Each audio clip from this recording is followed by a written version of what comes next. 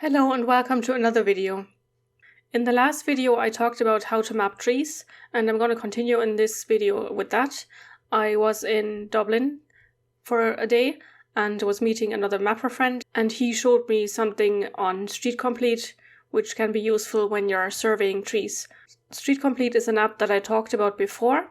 It's unfortunately only available for Android, so if you have an iPhone you don't really need to watch this. But if you do have an Android phone, please download the app and use it excessively, because it makes mapping really easy. When I got back from Dublin, I went for a little walk just in Kilkenny, and I added a few notes with the help of StreetComplete, and I'll show you how that works. The StreetComplete app will always show you where you are with this blue dot, and to add a note you just click on the screen, hold your finger on the screen, and that opens a window that says create new note, and you just click on that and that opens a new dialog where you can type in your note.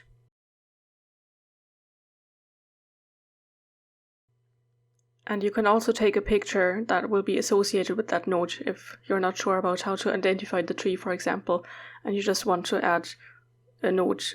There's a tree here, is it a maple tree?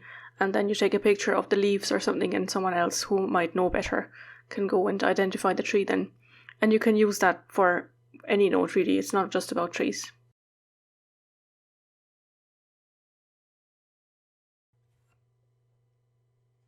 And you see how the blue dot follows me around where I was walking. It's a really small patch of a lawn with a couple of trees on it, and I just stopped at every tree and took a note.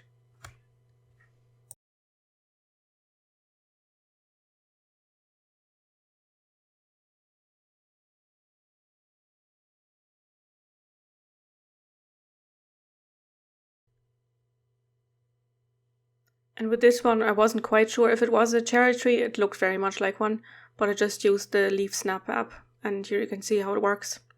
And I cut out the ads because you're not interested in those.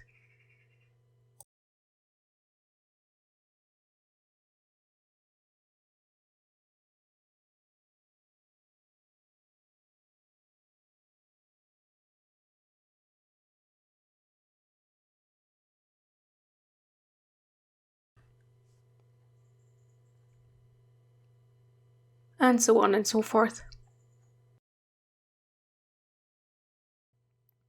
You can also rotate the map if that helps you to orientate yourself in your surroundings.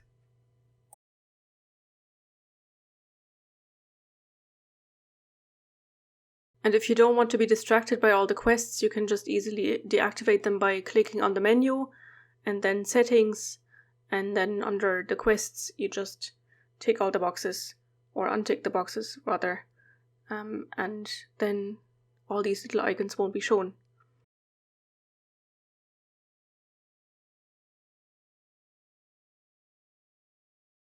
And to save that you just go on the arrow back at the top there. So I made all these notes in StreetComplete. How do I work with this now?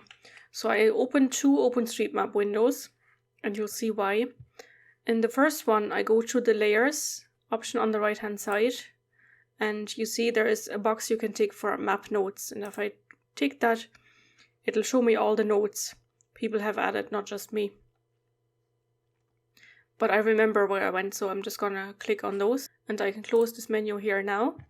So this one here is a hawthorn. I actually put the note in the wrong position, it's actually over here. So I'll go to the next window and just open it in that area. And I'll switch to Esri. So the hawthorn is this tree here. So I just add tree like in the video before, add a note and define it as a tree, and then genus en hawthorn. I'm only going to use the genus en now, and then clean up later on. So now I've basically finished with that note, so I can just click resolve here, and that turns it green. And then the next note here, there were 4 maple trees. 2 of them were the Acer rubrum, which I don't know what it is in English, so I'm just gonna work with the Latin one on this one. It's probably just red maple, I guess. So again, you see these 4 trees here. I'll just add the 4 trees first. Just copy and paste. Oops, it's one too many. So you can actually see that these are a bit more in a pink hue. So I'm just gonna mark these 2. And of course I have to use species for this one, because I have the full name species, just like that, Acer rubrum, and species EN red maple.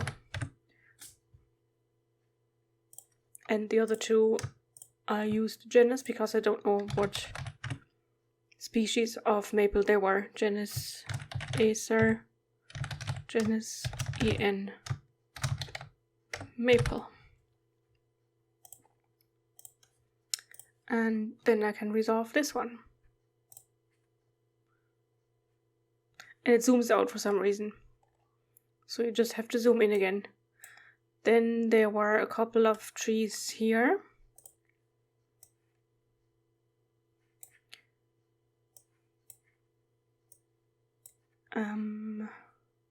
See, so there's 1,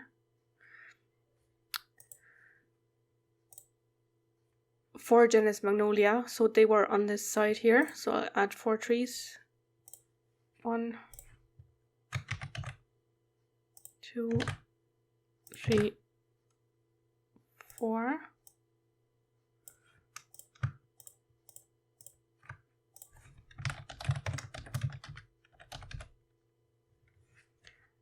And I can resolve this one. And again, it zooms out, which is a bit annoying, but I'll just zoom in again. And then there was another magnolia, so I can just copy one of them and put it here.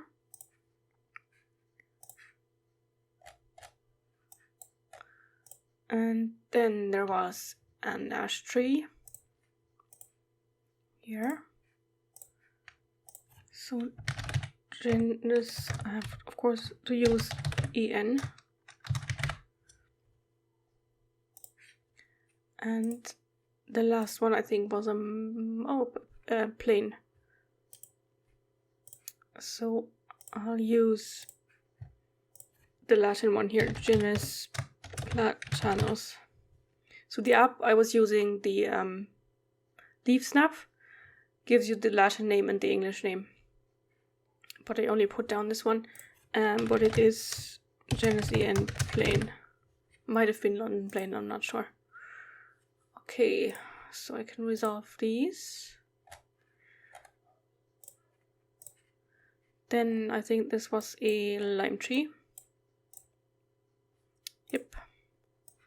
And that's here somewhere. Can't exactly remember, and I can't see it on the satellite view. Genus EN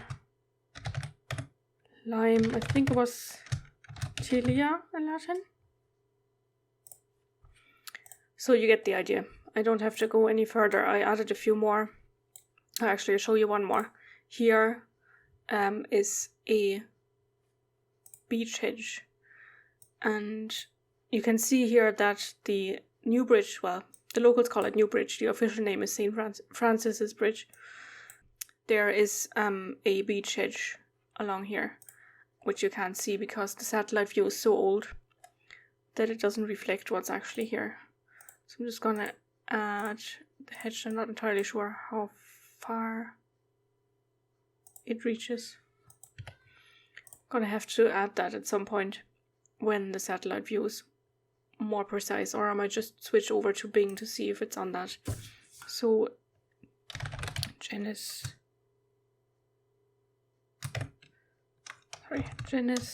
EN beech. So you can use it for hedges as well, and also for forests if you have a forest that is monoculture.